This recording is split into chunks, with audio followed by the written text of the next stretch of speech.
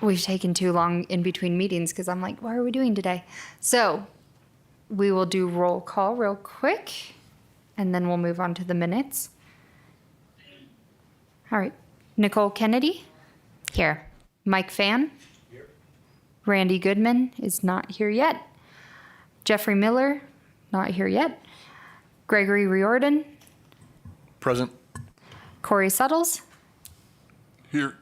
Roger Thomas? Here. And just as a housekeeping, we're all getting used to our new microphones. And so you have to push the button and hold it while you talk, then we'll get there.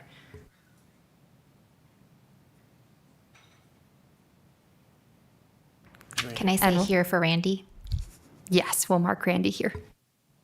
Did you bring a note from your parents? The doctor. Actually, rehab. Let's announce it to a little. I didn't hold my button. All right, we'll move into the minutes. And can I get a motion to approve the minutes? So moved.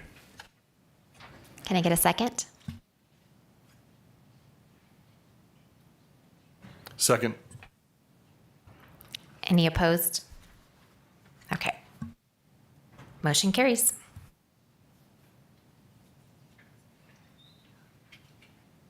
Okay, so we're going to start off with some introductions. We have 3 new members here today, but 4 new members total. So we'll have everyone go through, give your name, background, why you wanted to join Workforce Housing Committee in the first place, goals, assets, skills you bring to the team. Here we go. And Mr. Miller is here, so we'll pass that. So we're just going to do introductions. If Chair Kennedy, you'd like to start, and then we have a couple staff introductions as well. Okay.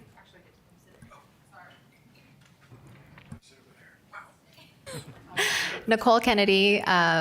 I'm an Arizona native, have lived in Prescott for quite some time. We have an 11-year-old son. That's a big part of the reason why I'm passionate about workforce housing, because I'm passionate about the future of our community.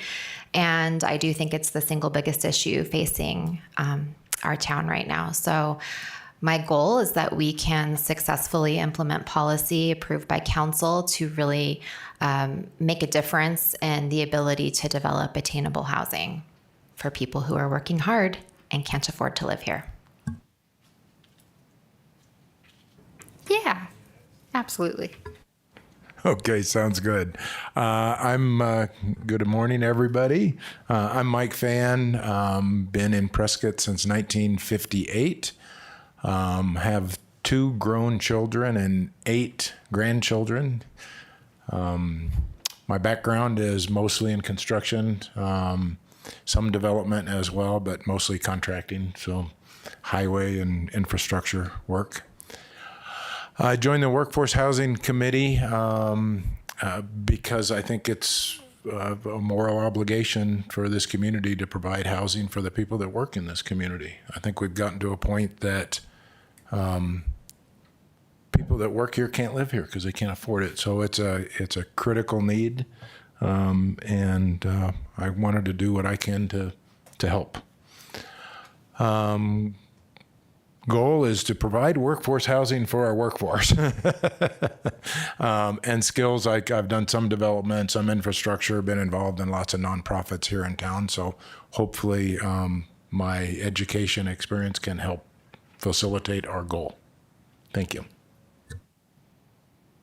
Randy? I'm late.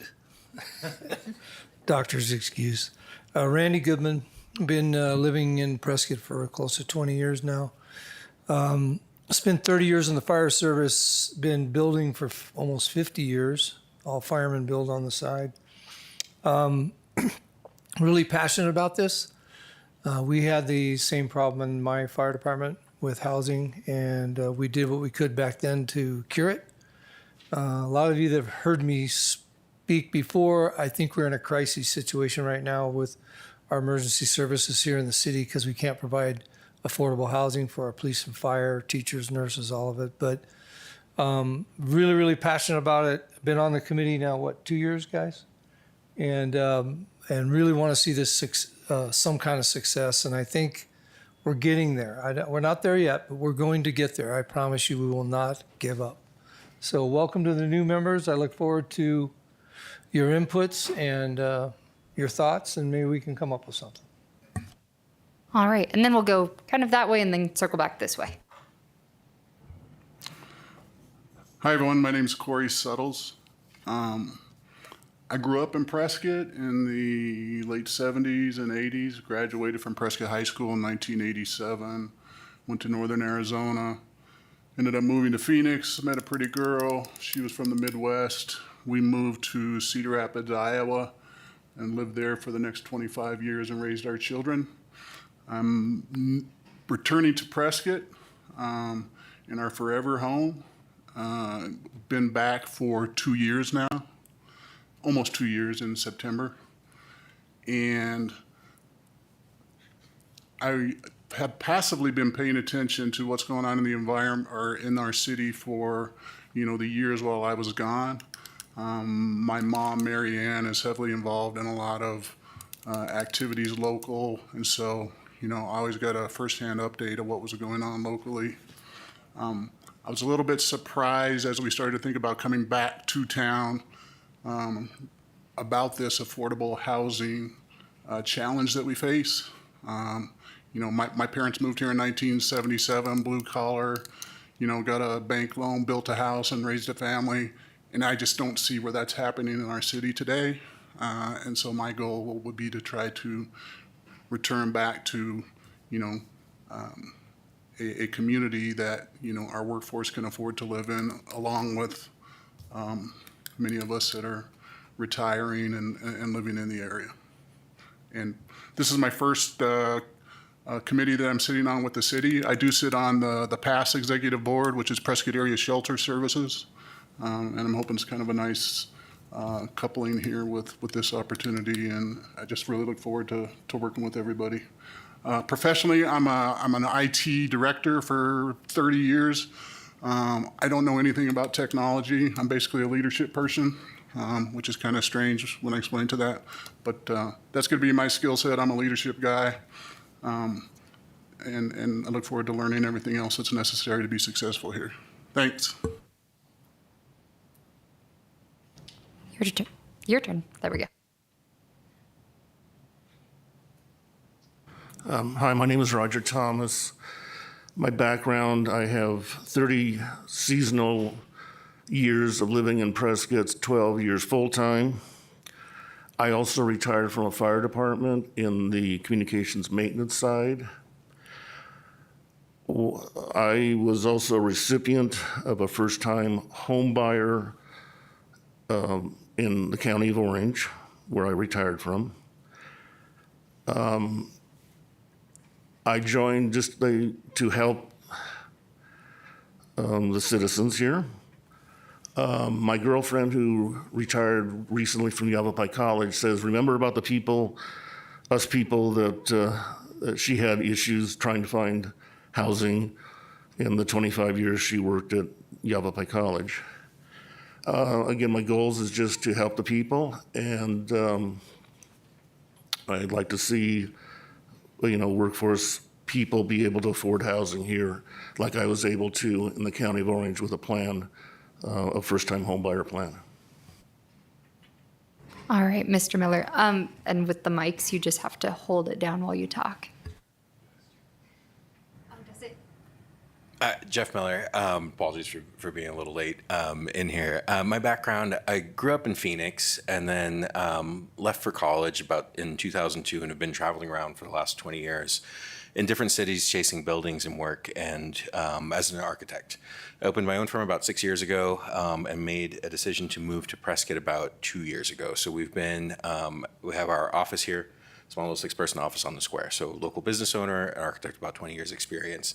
And that leads into why I joined the Workforce Housing Committee was that a lot of, as I'm onboarding staff and trying to recruit talent and bring them to Prescott, there's not a ton of offerings or a ton of inventory for them unless they want to go live in a cabin in the woods. And so there's also, I think, a demand that's here for it, and it's something that's very greatly needed. And my goal in that, or in being this in committee, is to it's something that I think is essential for any city or town to thrive. That there needs to be a variety of housing that can accommodate the full spectrum of the inhabitants of the city. And so my goal is to help, with what I've learned from 20 years of working with developers that need their projects to be financially successful. It's a big aspect of it, of how do we make this, budget friendly, attainable, and something that it can be implemented. I think hopefully, that's what I bring to the table. Greg Reardon. I do home loans. I've been doing that about 15 years. Started out in the commercial space. Work a lot with down payment assistance programs and builder spec money and first-time home buyers. Licensed in 50 states, so I get to see a lot of cross-pollination of how the communities help their local people get loans. Like recently in Camp Verde and Cottonwood, they have a neat way to help their workforce.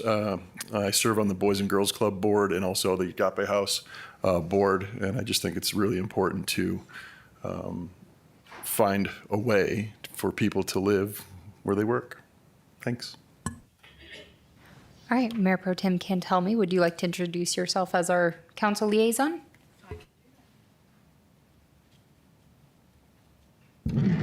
Connie Cantelmi, City Council, thank you for coming. Thank you for joining and taking your time to help us try to figure this problem out. There, as we've talked about for the last 2 years, there's no one silver bullet.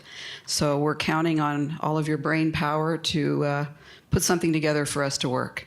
And as you'll see now, we're getting towards the end of the workforce housing policy, which is a very important piece of material that will be able to hopefully entice people to come into our community, or maybe they're living here, and help us work through a lot of this problem. So I welcome all of you. I know I was able to get a look at all of your skills ahead of time, and I think it's a great crew. Thanks for coming and thanks for joining. All right, and we'll have our deputy city attorney come up. He'll be at every meeting, and he'll probably chat a little bit with us about open meeting law and a couple slides. But Good morning, Matthew Pedracki, the Deputy City Attorney. Nice to meet you all. Thanks for serving. and then we have our new planning manager, Alex Bramlett, here with us. I'll have her come up, and these are just faces you'll see, and then Mike and I'll introduce ourselves as well. Good morning. It's my first workforce housing committee meeting as well. So I'm Alex Bramlett, just moved from Montana, and it's nice to meet you all. Nice to hear your backgrounds, and I look forward to what we have moving forward in implementation. So thanks for being here. I have a quick question. Did you replace George? Yes. Oh. I need a name tag that says the new George.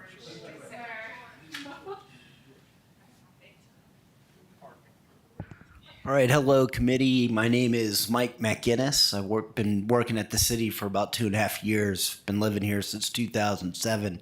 I'm the other staff liaison for this committee. My primary role at the city is the Community Development Block Grant, or CDBG, which is in the process of going to council next week. So that's it. And then I've been able to meet all of you so far. I'm Amber Fraser, Executive Assistant and Special Projects Coordinator for the City Manager's Office, and been the staff liaison since the beginning of the committee as well. Born and raised here, raising my 2 boys here. So love it here. Second generation Prescott city employee.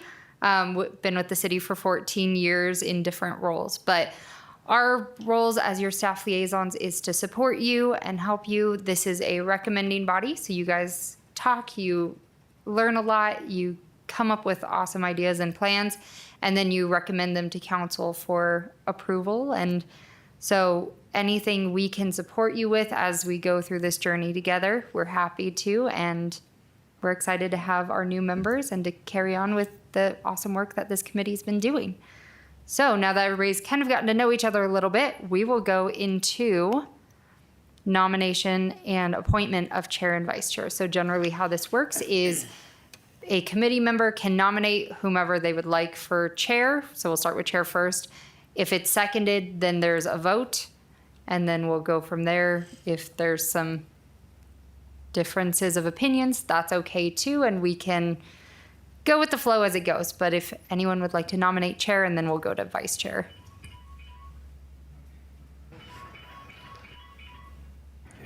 So unless Mike wants to be chair again, I'd be happy to serve since it was a shorter term with Randy and myself. I'm just going to put that out there. Yeah, and I would agree with that. And we have 4 new members, so it's probably not fair to dump it on them. But, and Randy, I think it's Randy's turn to serve as maybe vice chair would be. My nomination would be Nicole for chair and Randy for vice chair, if that works for you guys and the rest of the committee, of course. Well, guys, I think Nicole does a good job, and I'd like to be your wingman, so if that works for everybody else. All right, so we have a motion by member Fan for Chair Kennedy and Vice Chair Goodman. Do we have a second for that? Second. Okay. Any opposed? Passes 7-0. Hold on, making notes. Give me 1 second.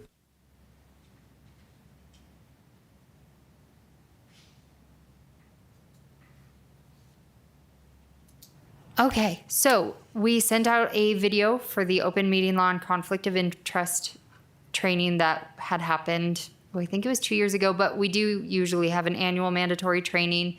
So if it comes up again, we'll let the whole committee know to attend or join virtually. There's usually a couple different options. We do have legal here at every meeting. So if something comes up and you aren't sure if it's an open meeting law violation or conflict of interest, feel free to ask, or if you want to talk with legal privately, we can always arrange that. As the current committee members know, I'm a little bit of a stickler for open meeting law. So if you all decide to go out to dinner, I need to know so we can do a quorum. You cannot talk about workforce housing as a group without it being posted on an agenda. So if you're friends, that's awesome. But quorum notices is something that we try to keep a pretty strict handle on. And then if there's going to be any workforce housing discussions, it needs to be an agendized item. So does anybody have any questions? Again, we try to be pretty open with that as we go through, of making sure that you're protected and the city is protected from open meeting law violations, and making sure that everything is done above board with conflict of interest. So with that, any questions or any comment from legal?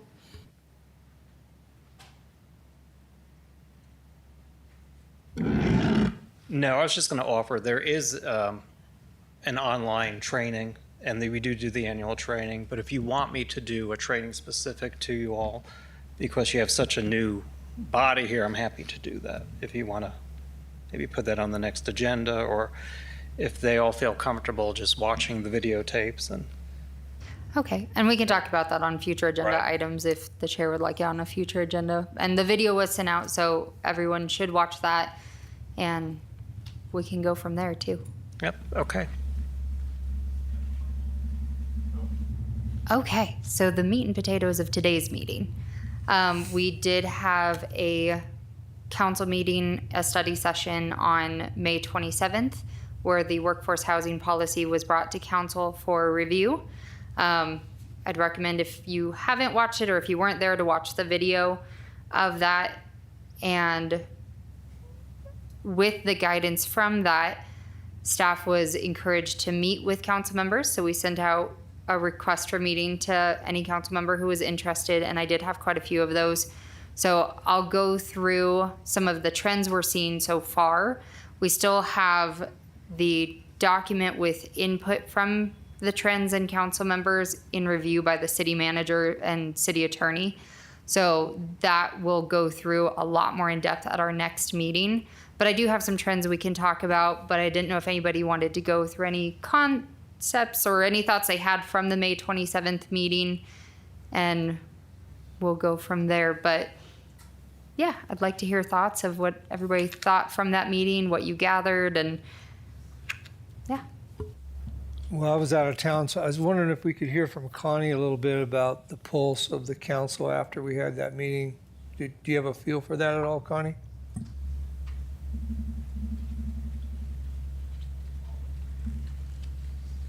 I appreciate that Connie can tell me, City Council. I appreciate, Randy, your both of you coming in front of the council. There's obviously the need.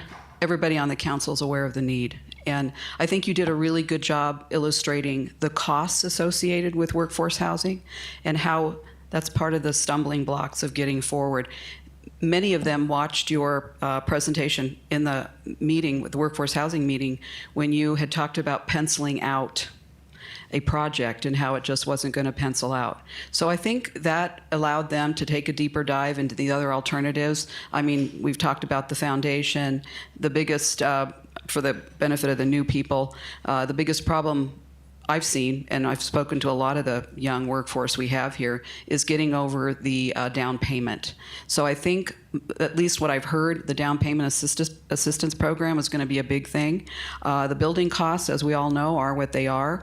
I don't know any developer, builder, myself included, that's going to do all that work for nothing.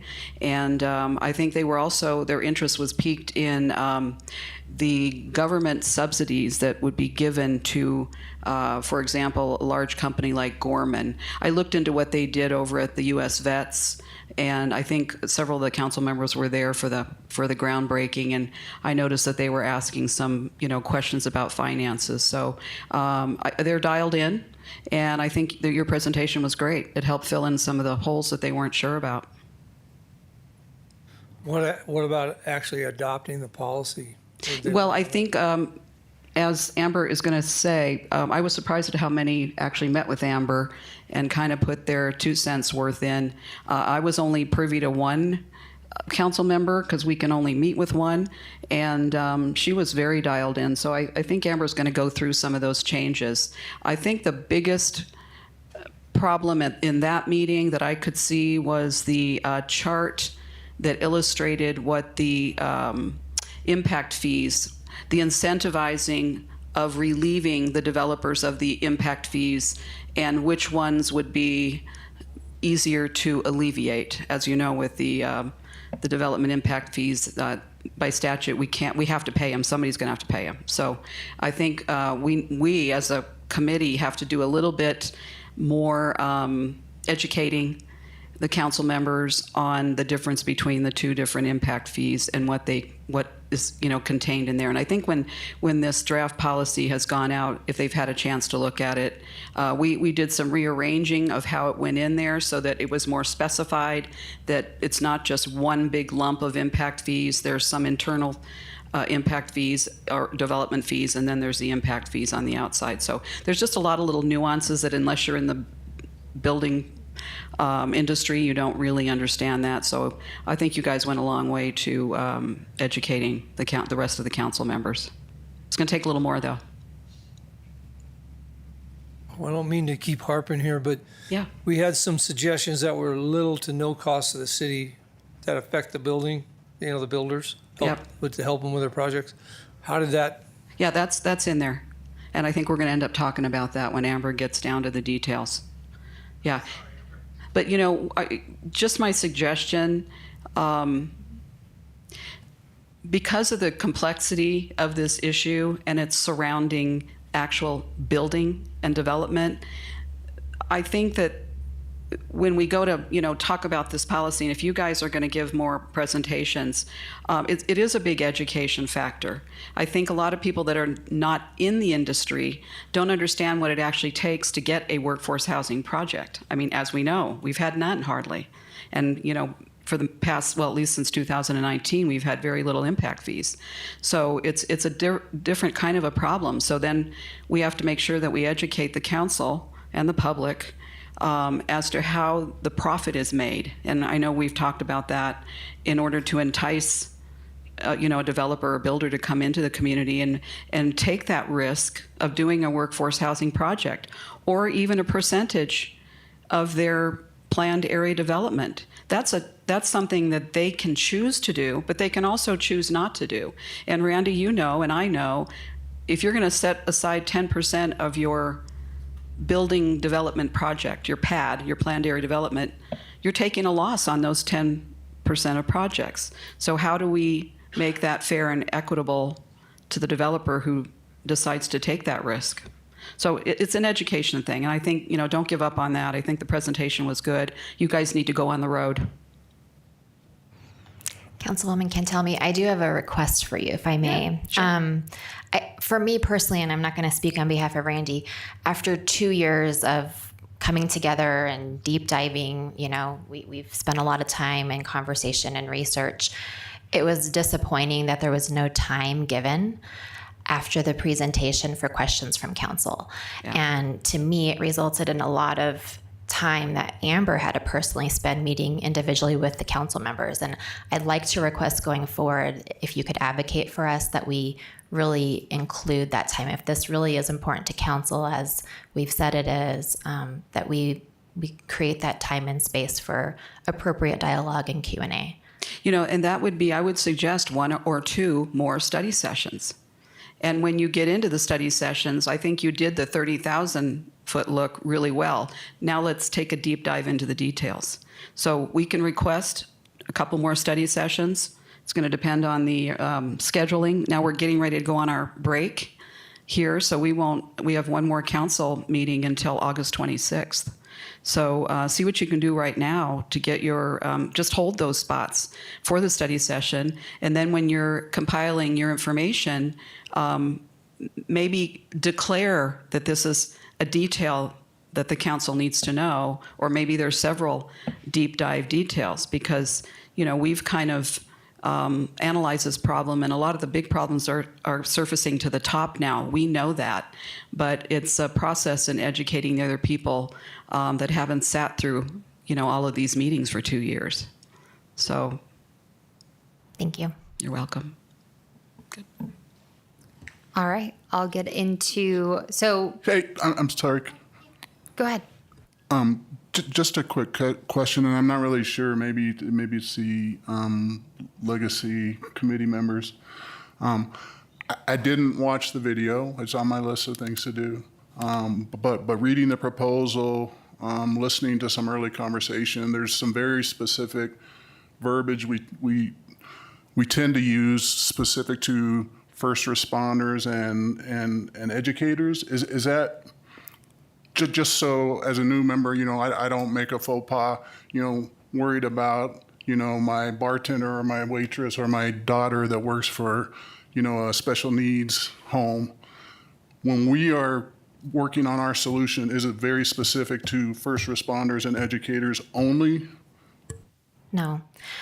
They are mentioned, I think, just because the average person can relate to what it means to not, have a teacher or a first responder in their community. But by definition, and you'll see this in the policy document, it's actually by income level. And so we're really meeting that gap where there aren't currently services. For example, low-income housing, we're not that. We're that missing middle, so that 60 to 120% area median income, which changes annually. But you can see a chart in there as well that will show for an individual versus a couple versus a family what those dollars are. But for a family of 4, it's roughly $50,000 to $100,000. Thank you. Just to expand on that a minute, you're right. It's not just police, fire, and emergency services. It's everybody that works in the city, of course, because I don't want to wait an hour to get a haircut or 2 hours at motor vehicle or whatever. But the deal with emergency services is we're kind of in a crisis, we're in a crisis situation right now. We don't have enough police officers. We can't recruit, or it's very difficult. Same thing with fire. And we won't have a city if we don't have emergency services. So that's pretty high on the agenda at the moment. Nicole, I wanted to address Corey for a minute too. Corey, that is one of the little nuances that we have gone out of our way because we have a NIMBY problem, not in my backyard issue. And we've gone out of our way to make sure that when we're talking about workforce housing, we're talking specifically about people that have a job and they're making an income. And they're just not able to get over that home ownership, the down payment into the home ownership. Not to mention the price of the houses today, as you know. So we've got to have the product to be able to sell them. So when you're out talking about this workforce housing, make sure that they understand that this is for people that have jobs, because otherwise we get what is the other, it's affordable housing and the Section 8. When people are talking to me, that's the first thing they say is, I don't want, government subsidized housing in my neighborhood. And so, and I have to say, it's not for that. These are the people that are serving you every day in whatever capacity. So we've also had the hospital in here. We had the fire department. We had the police department as stakeholders that came in here. But there is, like you said, there's restaurant workers. There's, people that have hair salons. There's all kinds of workers that need that help. Thanks.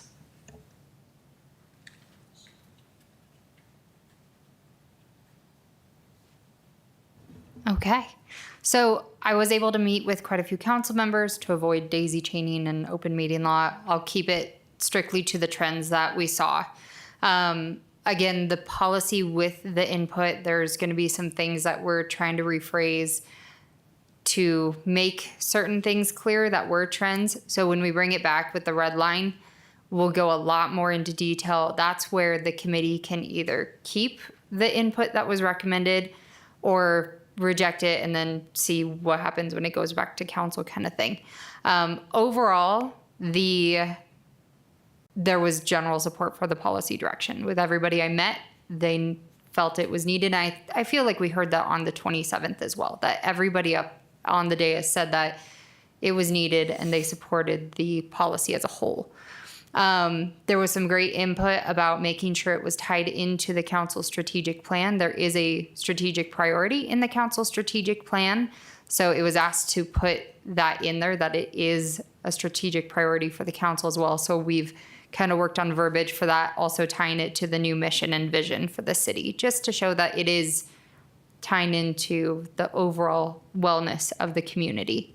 There were a couple clarification requests for like the income formula and project eligibility, how we had the numbers in there, but it was requested to put in how we did the math. So I think there's a very nice simple formula so that anybody could do the math and see that they're getting the same numbers that we were. Clear fee definitions, Mayor Pro Tem touched on that. So we've worked on rephrasing that so it's very clear the difference of impact fee versus other fees and which ones are reimbursable or waivable. And then impact fees, there's a much more clear specificity along with the state laws that we're putting in. So there is no question at all which ones are referable or waivable or which ones have to be paid by the taxpayers via the city. So just some clarification on that one. And then there was a lot of input on how are we going to make sure that every developer who comes in with a project is going to be treated fairly and unbiasedly, so there's no preferential treatment. So that kind of led into, and I think I put it on a different page, which I shouldn't have, but that'll lead into the workforce housing certification that we've kind of clarified a process for, because that was mentioned throughout the policy before of a certification process. Now it's much clearer of what that process is and what those criteria are. It's nothing new. It's everything that was already in the policy, just clearer at the beginning. So I think that will look pretty good. Simpler fee sliding scale. There was a lot of input about, we had different fees like 25% housing led to 50%. I can't remember the exact numbers, but the input received was percentage for percentage. So if they're doing 10% of workforce housing in their project, they get 10% of fees waived. If they're doing 75%, they get 75%. So it was just a clearer, so we'll bring that back, see what everybody's thoughts are, but just doing percentage for percentage. That was very common across the trends for the council members we spoke with, that they wanted it percentage for percentage. There was quite a few requests for having it more as the city may do things versus there were some areas that the city will do things. So that'll be something we'll bring for your review. And there was requests for less administrative approvals and more things brought to council. So if like parking reduction. We'll talk about that on the next slide.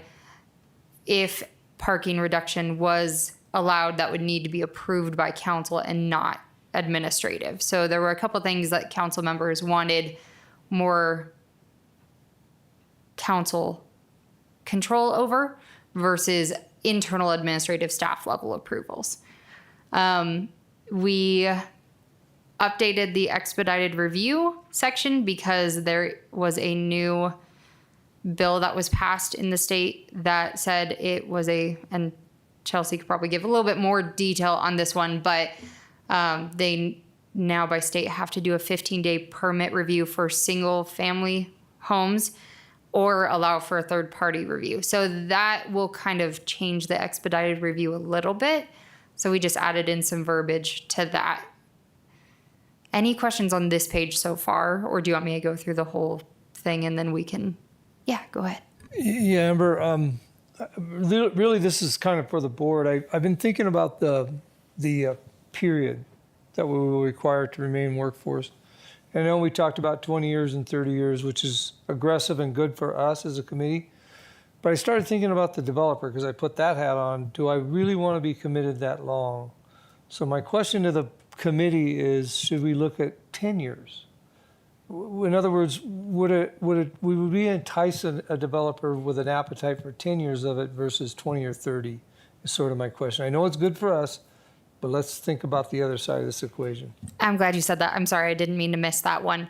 So the longer affordability period across the trends was 30 years minimum for council. So again, these are things that once we bring the red line and the committee goes through it again, kind of fine tooth comb page by page like we did the first time, there are things that the committee can say, okay, we know that the council trends wanted 30, or you can say, no, we'd actually like to lower it. And that'll be something that you can have a dialogue with the council during that study session on. So that's something, but 30 years was a consistent trend for council members. They wanted it higher. Were they citing LIHTC in that? Was there a reason? LIHTC was part of it because they moved it up to 30 years, but they just wanted longer enforcement of workforce housing. But LIHTC was part of it because they do have the 30 years. Well, to the committee, my concern is that, it lessens the appetite of a developer if he's got to do this for 30 years or put deed restriction for 30 years. I don't know. But once again, I think we got to think outside the box a little bit and think about both sides. So, Connie?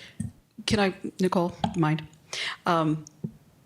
Coincidentally, right now, we're having two big issues in the community. And I think this may have had, and I'm not speaking for the council members, but I think it really had a connection to what we're doing here. We have two big apartment complexes. We've got Canyon Run that did take a subsidy from the government as a senior living facility. The 20 years is up, and now I've heard 65% of the seniors living in that community are being displaced because the new purchaser of the apartment complex is now putting it out at market rate. In addition to that, the Bradshaws, up off Bradshaw, that senior living, same thing has happened. The 20 years is up. A lot of those seniors are being displaced, and we, as the council, have been getting tons of letters looking to the city to see if we can do something about that, which we can't. We can do nothing about that. The guy who built the complex satisfied his 20 years when he took the subsidy from the government. The 20 years is up. He's now free to do what he wants to do with his private property. So I think that may have had a little bit of bearing on what happened here. We think 20 years is a long time, but it's not that long. And then, of course, when it was backed up by some of the other companies that are moving theirs up to 30 years, I'm sure that had something to do with the influence of that. But I get what you're saying, Randy. That's why it's important up front to try to get your profit, your subsidy, whatever you're going to do, because you're going to, especially if you're going to be taking anything from the government, you're going to be bound by the laws anyway that are attached to that money. The grant assurances, if you remember that word. Thank you.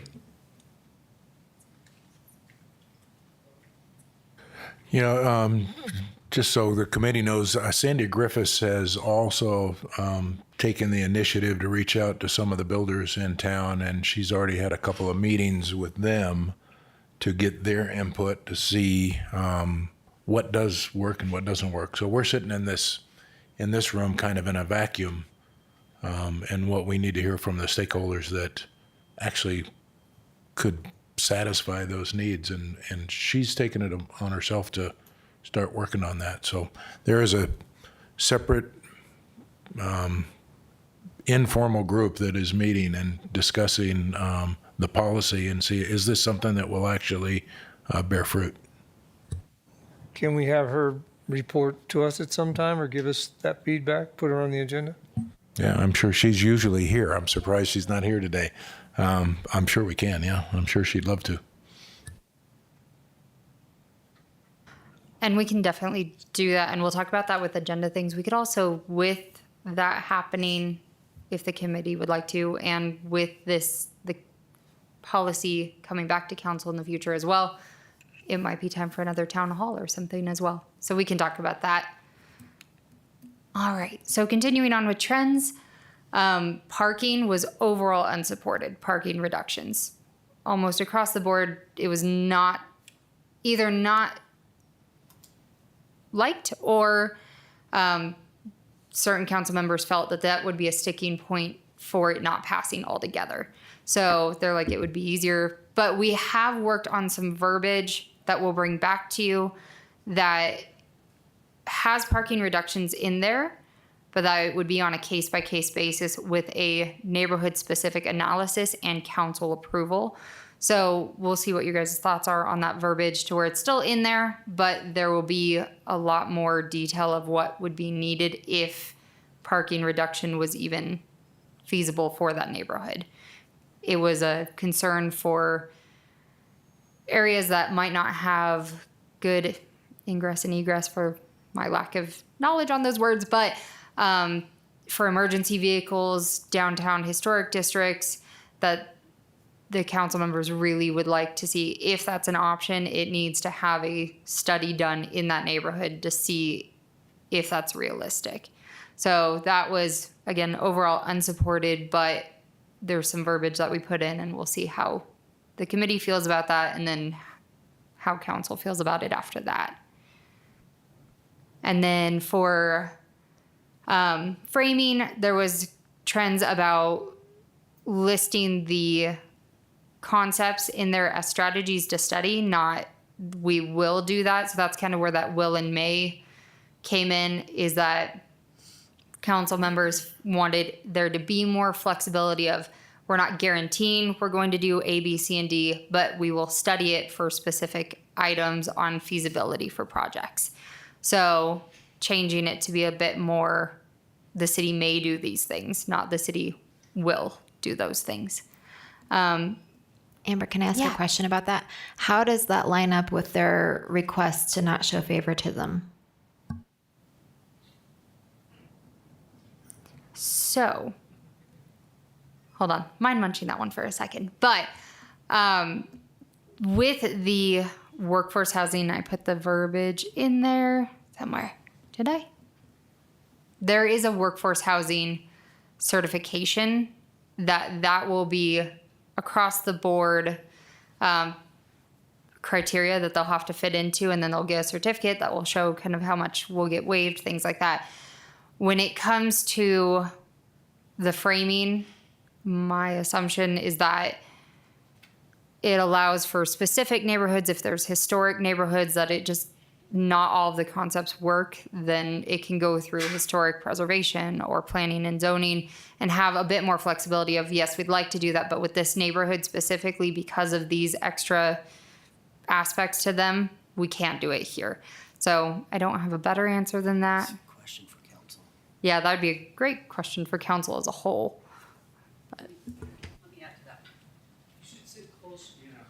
I know I should. I'm sorry. I think, Amber, not to correct you, but I think that this was more wrapped around the ADUs and the home of your own program, which we are, by the way, adopting. In fact, Chelsea, I think somebody just told me that we have the MOU all in place.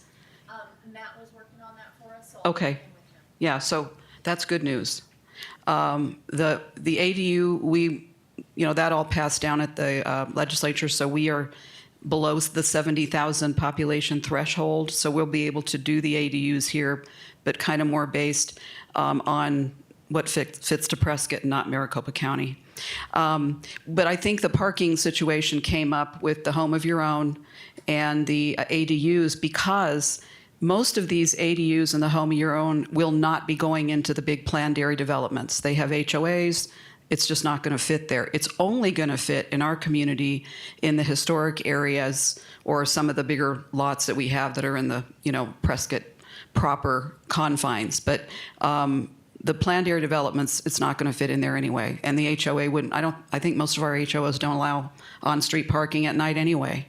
So it's only going to either, be a detriment or a benefit in the downtown area. And that was the concern because we already have a parking problem in the downtown area. And we're going to have to do a study of the neighborhoods if, for example, an ADU came in there.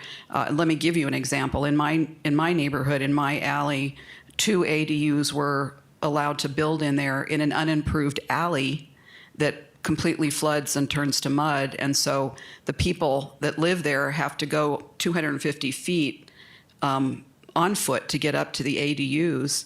And then they end up parking all along a very narrow street. So that has to be looked at in the historic area specifically. And that was, I think, part of the problem was surrounding that, not necessarily a multifamily workforce housing project. That would be completely different. And I think that's how that came up. Thank you. You might want to stay there. What I'm kind of hearing though is we, as a committee, we talked a lot about streamlining and moving the process through for these guys because time is money. And am I missing this? But I'm seeing the brakes are coming on a lot of that streamlining. I think if you go, I think Randy, what Amber just talked about with the change in the 15-day, that's going to be huge. I don't even know how community development's going to be able to do it in order to turn a permit around in 15 days. So that's going to be a tough one. Some of these, I think if you take the workforce housing policy and it's going to have to be set aside and treated differently than if, you just have a regular development that you want to go through the community development department for permit. So I'm hoping that this can be streamlined. That's, I think, the objective of the policy. I know Amber has put in all your work that there will be 2 guideline pamphlets, one for the public and one for the builders. Have you guys even started on that yet? So we can't until the policy's done because we won't know what exactly needs to be in there. But once the policy is done, we'll have our consultant be working on those. Yeah, because eventually you're going to get a very specific list of what is going to help streamline this. But let me create a scenario for you. Even though the community development department says, "Gee, I'm going to streamline this, I'm going to get your permit out in 30 days. It's very important that you, the builders, use people that can also turn out the red lines. For example, the engineers. I know sometimes I was held up 45, 60 days trying to get the engineer to go back through the red lines that I received. And then many times it goes back to ComDev and they come up with more red lines. Those are the things I think we need to work through personally here internally in ComDev to help streamline that. Because think about that. Once it leaves ComDev and has to go back through the process with the engineer, all bets are off. We can't dictate to your engineer when we can get those red lines back. So those are things that we're going to have to, I think, standardize and try to work through. And how we do that, we'll have to figure it out because that's a whole different issue of how we get through there. But there's just some things we cannot take out of it. I mean, there's building codes. We can't remove the building codes. I mean, there's a lot of things that we are going to have our hands tied on. Well, the case-by-case basis, how long is that going to take then if we go to... Well, it's going to be case by case. I mean, poor Chelsea here can tell you right now that without any standardization of this is what makes the Home of Your Own program and the ADUs so desirable, even though they're one-offs, is because they can be standardized. If you come in, Randy, you've built complexes before. There's just so much more involved in that kind of a thing. Your setbacks, what it is, the underground, the whole thing. It's not that easy. So we're going to have to figure out a way to streamline the process. But I think it's also going to tie the hands of any creativity with a lot of the developers. So I looked at your project you have out on White Spar. Very nice, very basic. I can see something like that being adopted as sort of a home of your own program. That multifamily unit has been designed. It's already gone through ComDev. They've already dealt with the engineering. Maybe you offer that to another developer, not you, but you know what I'm saying, hypothetically. We have a series of maybe, a 20 complex up to a 200 unit complex that we have already streamlined through the process. Now they can change the exterior, they can change the paint colors, but they can't change anything else. So it's already gone through the process and it's approved. So now you just need a site plan to site it on your, those are just, you know how it works. Those are the only ways I can see that we can streamline this process.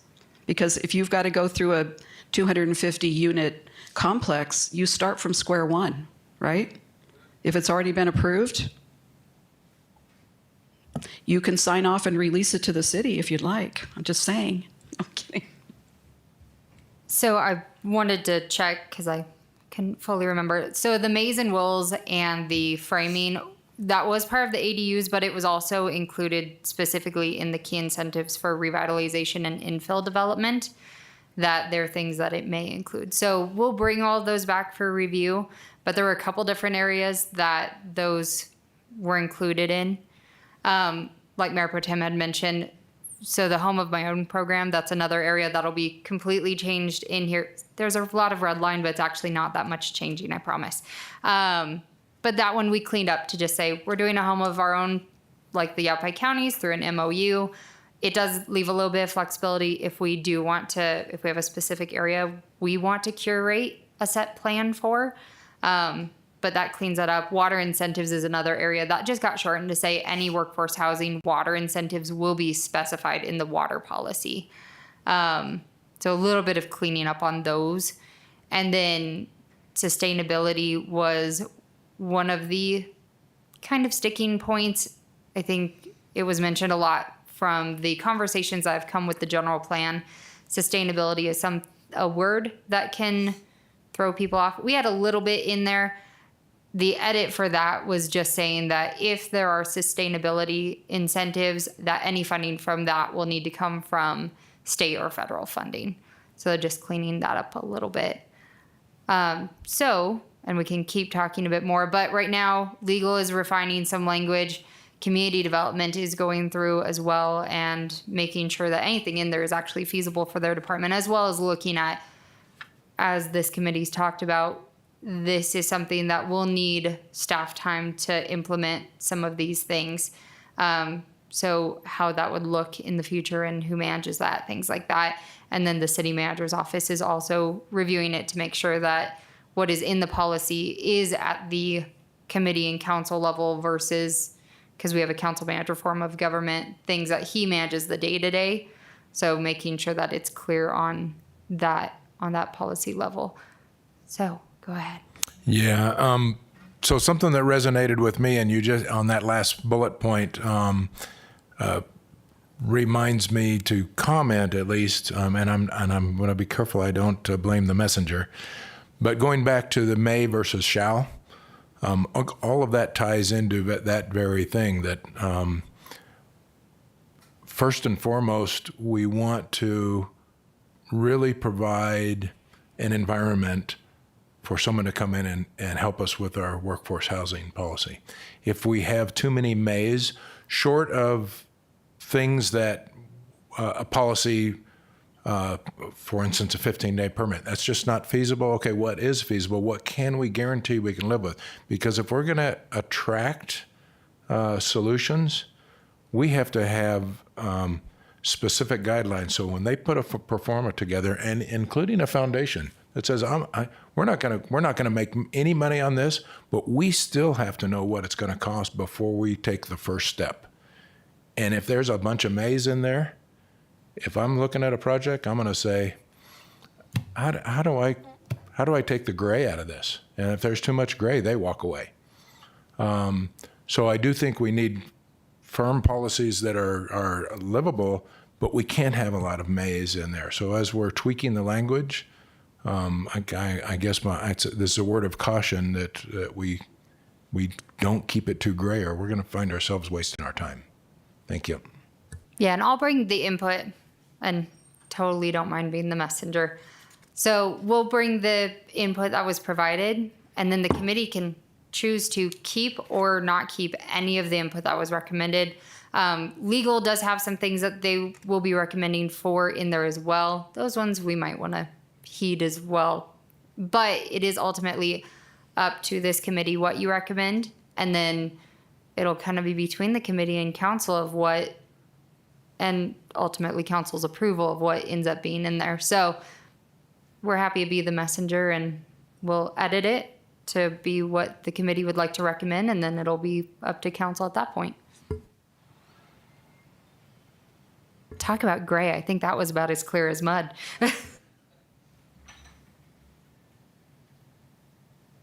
Thanks, Amber. Is this complete, or are we still? Those are the main trends that we have. Again, at the next meeting, after it's fully gone through by legal and ComDev and the city manager, we'll have a red line where we'll do slide by slide. Again, it's going to look like a lot of red. It's mostly reverbiage and just a lot of the same concepts, just phrasing it in a more preferred way by council. But yes, so these are the main trends. Overall, though, it was very supportive. Every council member I met with said that they know this is needed. Thank you. And thanks for all the time you guys have spent. I know it's been a significant amount. I just wanted to open it up if any of our new members in particular had any questions. Just want to encourage you to ask them if you do. I was just wondering, everything seems to be developer or new home based, which could take 1 or 2 years to develop.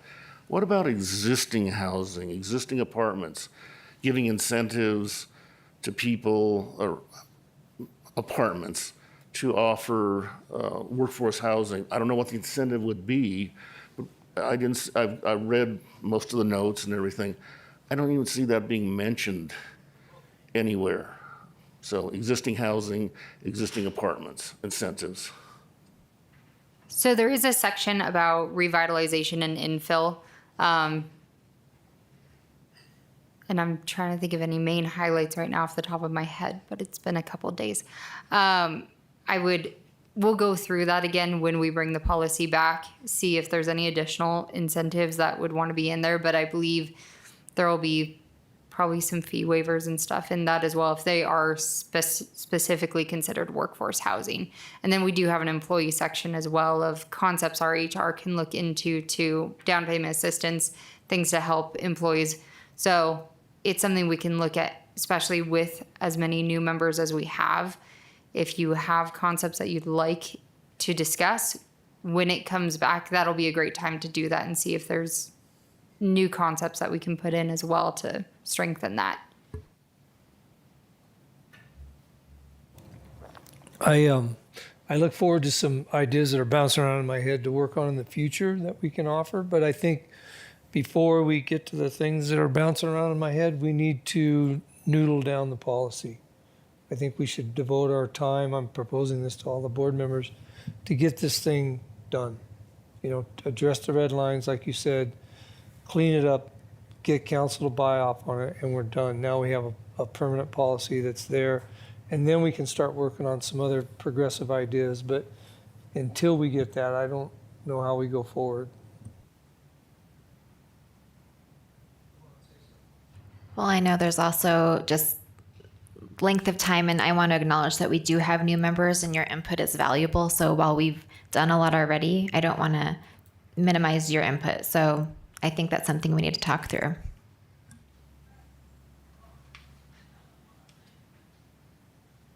Okay. Oh, yeah, go ahead. I think I've read and seen there are other entities out there doing similar things, right? I mean, Yavapai College, and I've read about La Paloma.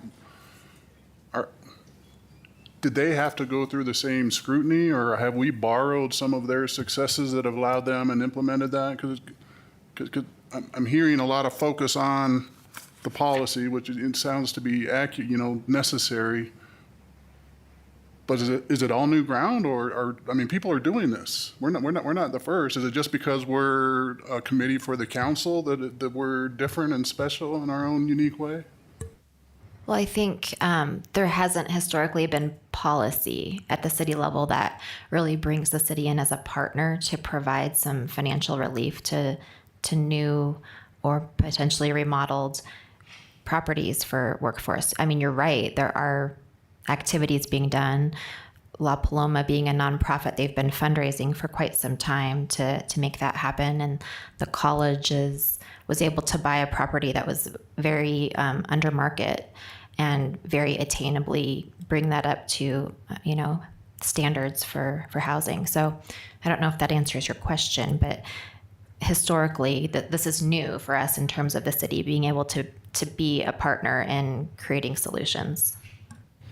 Yeah, to answer your question, we did meet with a lot of other agencies, and we got a lot of input from Flagstaff, who's been at this for a while, and they ironed out a lot of the bugs, and that was extremely helpful. But what I meant was with the policy is that think of it like a house. The foundation is the first thing and the most important thing. If the foundation isn't right, then the house falls over. And I think in this case, our policy is going to be our foundation, and then we can build from there. And that was my comment, that we really got to get this thing ironed down and done and checked off, and that's our foundation. Now we can build from there.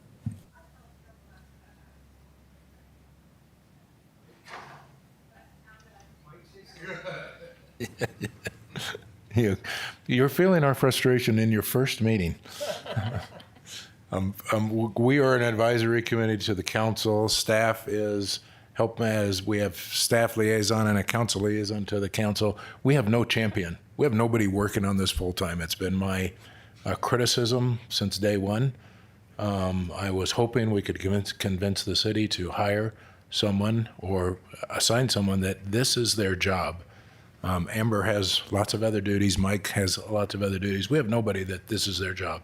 We're advisory. It's not the council's job. We have nobody doing it. So thank you for mentioning that. It's my frustration as well. Until we have a champion that's working on it, we are working on policy, because at this point, that's our job.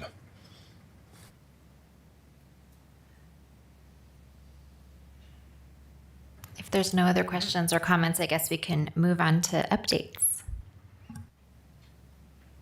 Okay, so like we had kind of discussed, the input on the policy will come to the next workforce housing meeting, which leads to the question of, it's been encouraged to not have any board, committee, or commission meetings between the beginning of today, and the end of August, when council comes back for the 26th. It's been left more to the discretion of the committees, but encouraged to not have any, so that there can be a summer break for staff, for council. So it's up to the committee on if you'd like to have an August one, or if you would like to follow that encouragement and not. I'm here either way, so. I'm personally in favor of giving you hardworking staff a break, because you've worked really hard. But I also don't think we have a lot left to do either. I mean, we're going to review the red lines, I hope. Let's just get through the red lines, and a meeting or two at most. I'm assuming, based on your comment, that they're not significant, and we could be putting a bow on this shortly. I want to get it done.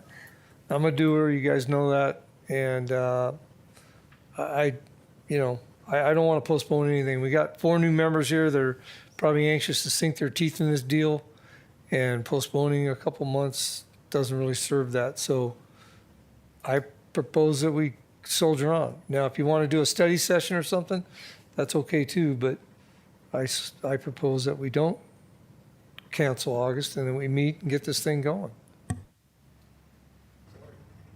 I'm totally fine with that. Like I said, I'm here either way. So we'll plan on having an August one. We'll bring the policy. Oh, go ahead. Do it because I said it. Let's vote or something, Okay. Is there a consensus to have an August meeting? Head nods. Anyone not available for an August meeting? What's the date? I think it is this. Yep, August 6th. I will not be here. Just again, apologies for the silly questions, but the difference between a study session and a public meeting, does it still have all of the formality of this? So formality, yes. A study session, there's no votes taken at that meeting. There's no official formal decisions that happen. It's discussion only. Voting meeting allows for a vote. So August, if we have a meeting, we could say it's a study meeting, or we can have it as a voting meeting. You can discuss it either way. The only reason that we'd have it as voting is so we can approve the minutes and keep those flowing. But it wouldn't particularly matter too much if the next meeting's a study or a voting, because it's probably not going to get approved or recommended at that committee meeting. But I would say the September one, we'd probably for sure keep that as a voting in case the committee's gone through the red lines, is happy where it is, to send it back to council. I would definitely suggest that we review all the red lines and discuss those as a committee before we have another study session. Yeah, study session with council. Right now, we have it on the agenda for December 9th. That's the next available one that would give us the full study session. That could change between now and then, depending on what's given to the clerks to add to a study session. But we do have it on the December 9th one. So we do have some time. I can check with Sarah if we could come to an earlier study session, but we'd be sharing it with another presentation at this time. So that wouldn't give the full time period, where the December one currently is only workforce housing. May I? Yes. Corey, I think what you're not understanding is the study session would be in front of the council, okay? If you all want to have another meeting that would be basically just a study session for the 4 new people, I think you can do that in conjunction with, did we decide we're going to do the next meeting here on August 6th or not? It looked like we had majority consensus to have it. So Yeah. I'll probably leave that one for this committee as a voting meeting, just so we can approve the minutes for this meeting. But we can still discuss and not make any formal decisions on the policy, even if it's a voting meeting. So that would be outside of a study session in front of the council. So I do suggest the 4 new people, before we have the study session, kind of get up to speed. And maybe maybe you've already done it, Amber. Have you given them the minutes? Maybe they should take a look at the minutes, at least going back a year. So all of the minutes, for anyone who's interested, as well as the videos for every meeting we've had, is available.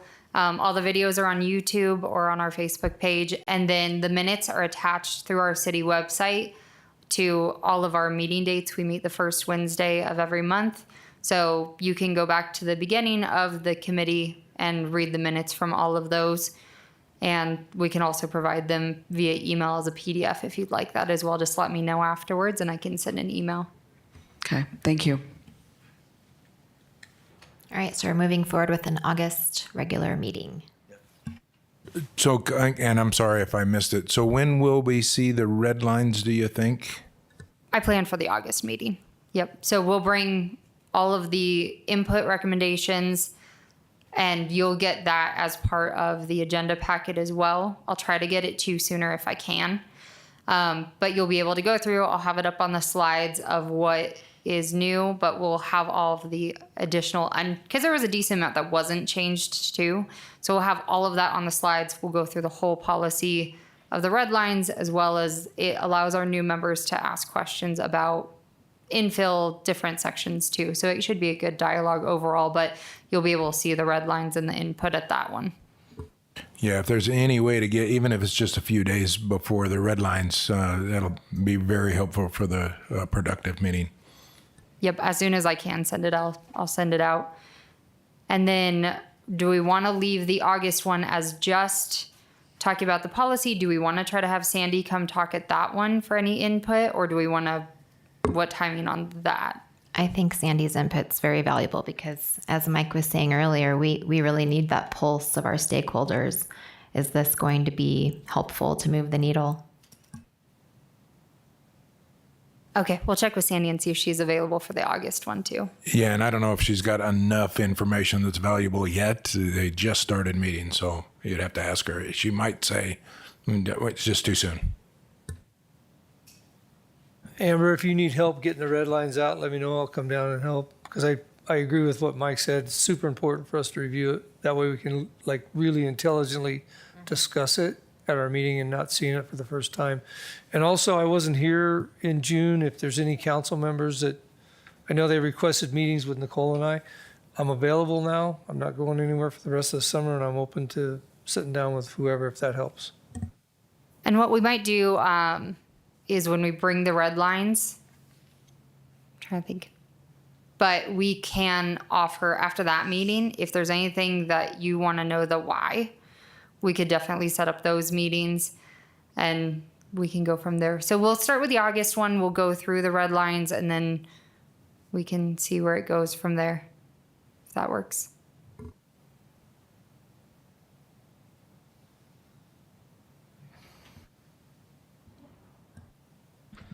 So just information for the new members, we did receive a grant of $200,000 from the Arizona Department of Housing. And we've been using that grant, and part of that was to partner with a consulting firm, Pollock and Company. They did a housing needs assessment for us. I believe I emailed that to everybody, the draft of the housing needs assessment. So they'll be presenting their findings and that report to council, I believe in September. Is it September 9th? Is it the September meeting? So they're going to do a brief presentation to council at, I believe it, actually I want to say it's a November meeting. We'll have the date for sure at the next meeting, but they're not going to do the full reporting until that December meeting as well. So it'll be the housing needs assessment with the full details and then go straight into the policy, and they should complement each other, but he will be giving a brief presentation before that.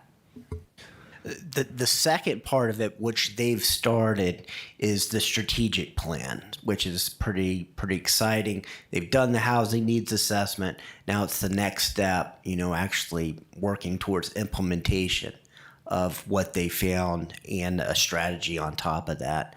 And hopefully we'll start seeing what that looks like at the end of the summer. So in regular contact with the consulting firm on what they're doing. And I'll be reporting in on their findings as this goes forward. I got an email, I think, from them. Did everybody else get that? Requesting virtual? Are you guys supporting that? We need to respond to that? So they are interviewing stakeholders in the community, and there's some on this committee that they're going to reach out and set up an interview or a Zoom call. And that's going to be taking place, I think, in the next few weeks. So your name was... Yeah, my interview was yesterday. So they're actively implementing. So we've talked a lot with them about, they're also following what the discussions have been regarding the policy, the meetings with this committee, and then with the policy in tandem, they're going to be working on a housing plan, which it sounds like it'll have a lot of overlapping aspects to it. So the housing plan and implementation plan per the grant has to be completed by July of next year. So it should be interesting to see those go through together.